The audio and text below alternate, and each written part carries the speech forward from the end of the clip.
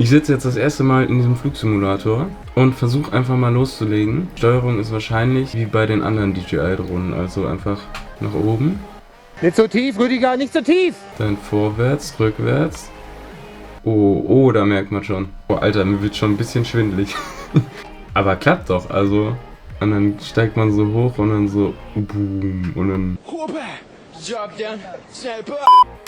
Oh, ich glaube, ich war die ganze Zeit noch gar nicht im manuellen Modus. Deswegen war das so einfach. Ja gut, aber dann versuchen wir es nochmal im manuellen Modus. Oh. Hua. Vielleicht braucht man für den manuellen Modus doch ein bisschen mehr Übung.